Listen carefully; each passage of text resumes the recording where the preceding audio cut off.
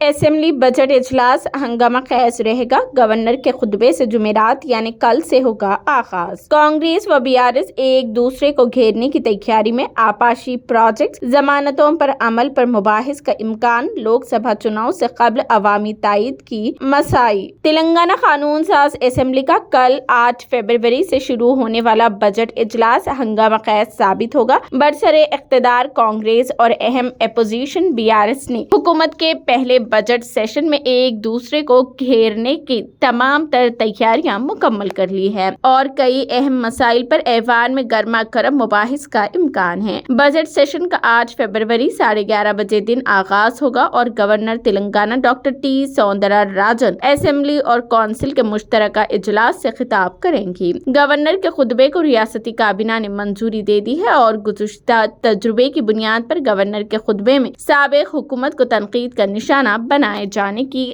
قوی امکانات ہے۔ سیاسی مبصرین کے مطابق گورنر کے خطبے سے ہی ایوان میں سیاسی ماحول گرم ہو جائے گا۔ گورنر نے یوم جمہوریہ کے موقع پر خطاب میں سابق KCR حکومت کو سخت تنقید کا نشانہ بنایا تھا۔ اسی طرح کا خطبہ گورنر دونوں ایوانوں سے خطاب کے دوران پیش کر سکتی ہے۔ BRS نے گورنر کے خطبے کے دوران ایوان میں موجودگی کے بارے میں قطعی فیصلہ نہیں کیا ہے۔ پارٹی کے بعض ارکان اسمبلی گورنر کے خطبے کے بائیکاٹ کی تجویز پیش کر رہے ہیں، جبکہ دیگر ارکان کی رائے ہے کہ ایوان میں موجود رہتے ہوئے گورنر کے مخالف ریمارک پر ہنگامہ کیا جائے۔ صدر BRS اور قائد اپوزیشن KCR پہلی مرتبہ اسمبلی اجلاس میں شرکت کریں گے، لیکن گورنر کے خطبے کے دوران ان کی موجودگی غیر یقینی بتائی جا رہی ہے، کیونکہ KCR حکومت سے گورنر کے تعلقات کافی کشیدہ رہے۔ نئی حکومت کے قیام کے بعد مختصر سرمائی سیشن میں KCR نے شرکت نہیں کی تھی، کیونکہ وہ کلہے کی آپریشن کے بعد آرام کر رہے تھے۔ KCR نے اسمبلی رکنیت کا حلف گزشتہ دنوں لیا ہے۔ بجٹ سیشن کے آغاز سے عین قبل کرشنا ریور مینجمنٹ بورڈ کے اجلاس میں تلگو ریاستوں کی جانب سے دریائے کرشنا پر تعمیر کردہ آبپاشی پروجیکٹس کو ریور مینجمنٹ بورڈ کے حوالے کرنے سے متعلق فیصلے نے نیا تنازع کھڑا کر دیا ہے۔ چیف منسٹر ریونت ریڈی نے سابق چیف منسٹر پر تلنگانہ کے آبپاشی مفادات پر سودی بازی کا الزام عائد کیا۔ دونوں جانب سے دستاویزات پیش کرتے ہوئے ایک دوسرے کو غلط ثابت کرنے کی کوشش کی جا رہی ہے۔ ریونت ریڈی نے اسمبلی میں دریائے کرشنا کے آبپاشی پروجیکٹس پر مباحث کا چیلنج کیا ہے، جسے BRS نے قبول کر لیا۔ روزانہ دونوں جانب سے آبپاشی پروجیکٹس کے مسئلے پر بیان بازی کا سلسلہ جاری ہے۔ کانگریس حکومت کی جانب سے 6 ضمانتوں پر عمل آوری کا مسئلہ بھی ایوان میں گرما گرم مباحث کا سبب بن سکتا ہے۔ کانگریس نے 100 دنوں میں ضمانتوں پر عمل آوری کا وعدہ کیا اور حکومت کی تشکیل کو 60 دن مکمل ہو چکے ہیں۔ حکومت نے 2 ضمانتوں پر عمل آوری کا آغاز کر دیا اور مزید 2 ضمانتوں کا بجٹ سیشن میں چیف منسٹر اعلان کریں گے۔ 500 روپے میں پکوان گیس سلنڈر اور غریبوں کو 200 یونٹ مفت برقی سربراہی پر عمل آوری کے لیے گائیڈ لائنز جاری کی جائے گی۔